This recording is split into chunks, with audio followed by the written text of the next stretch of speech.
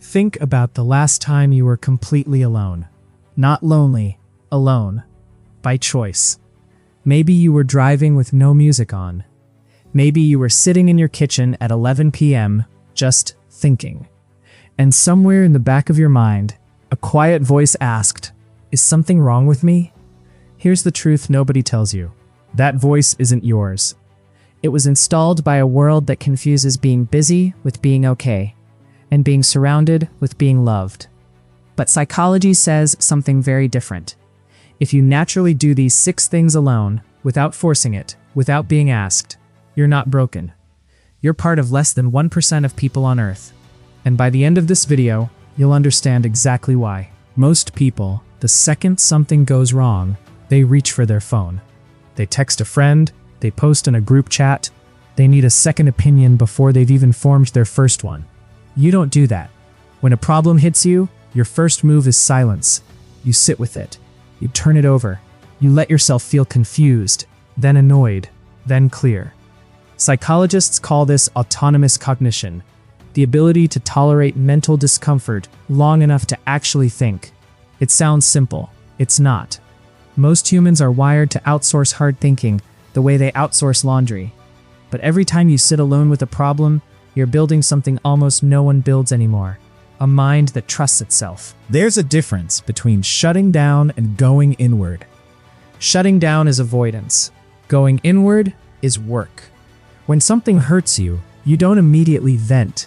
You don't perform the pain for an audience. You go somewhere quiet. Your car, a walk, your bedroom with the lights off, and you actually feel it. You ask yourself, what is this really? Sadness? Disappointment? Or just exhaustion dressed up as anger? That ability has a name: emotional granularity. And research shows people who have it recover from hard moments faster, have stronger relationships, and are dramatically less likely to spiral. Most people never develop it because they never sit still long enough to feel anything clearly. You do. A specific coffee you only make for yourself. A walk you take the same route every Sunday. A playlist you'd never share. A few minutes of silence before the day starts. Nobody handed you these. Nobody's watching. You just built them, and they stuck. That's called self-authorship. It means you're not waiting for the world to tell you who you are. You're constructing your own inner life, piece by piece. Most people can't sit alone for 10 minutes without reaching for a screen. You've learned to generate your own peace.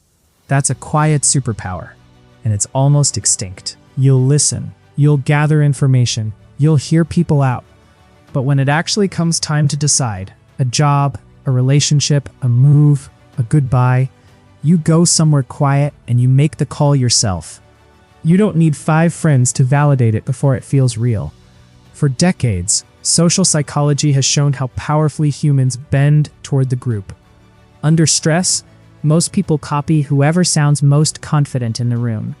But you've learned the rarest skill there is, the difference between input and instruction. Other people's opinions are data. They're not your answer.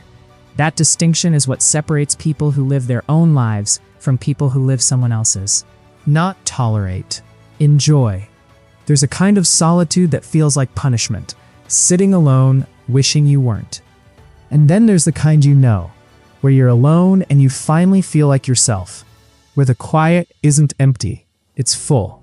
Psychologists call this self-companionship, and here's what almost nobody talks about. It's one of the strongest predictors of long-term well-being ever measured.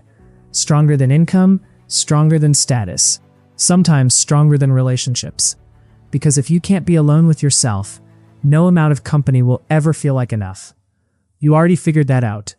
Most people will spend their whole lives running from it. This one is the rarest of all. Late at night, or after a conversation that didn't sit right, you catch yourself asking, why did I react that way? What was I actually feeling?